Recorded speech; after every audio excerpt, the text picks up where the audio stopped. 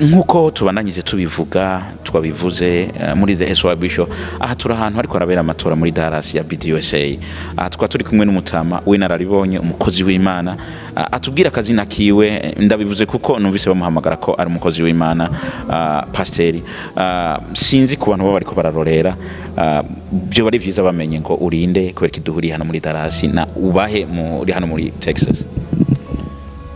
Kumazina banyita Methode Bigirimana nivyo ivyo umvise ni impamo n'ukuri ndi umukozi w'Imana n'umupasiteri.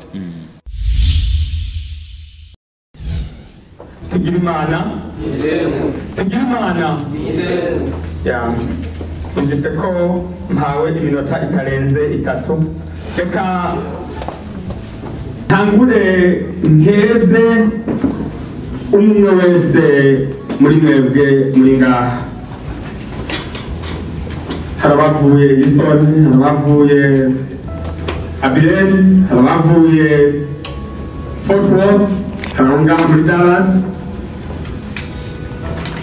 dushimire n'amakominote mwavuyemo yabizeye agatora umwe wese muri mwebwe bakabatoranya muri benshi bahari kugira ngo muze mukore iki gikorwa.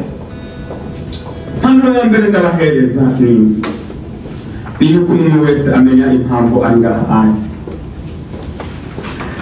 Umwe wese mu izina ry'abandi bose bagize kominote z'abarundi muri aya masiti mwavuyemo twagira tubasabe umwe wese uraha ushyira imbere ineza y'abantu benshi cyane babatoye.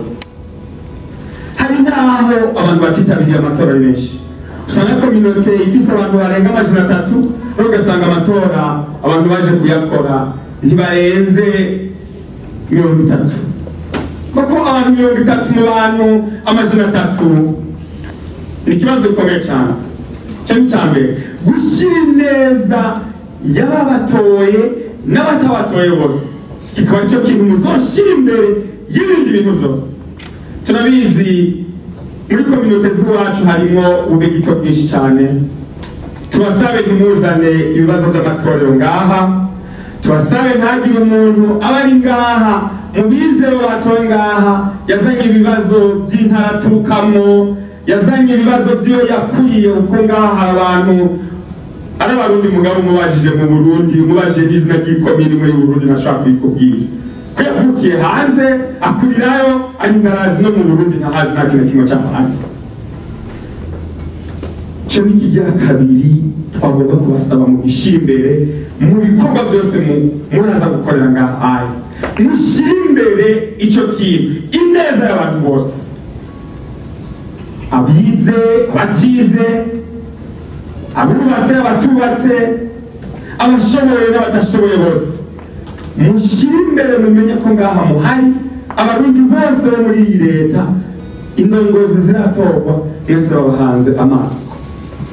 Kigira gatatu ari nacyo cya nyuma nagomba ndangirize ko umwanya baduhaye si munini cyane nagomba ndangirize kuri iri jambo nyamukuru.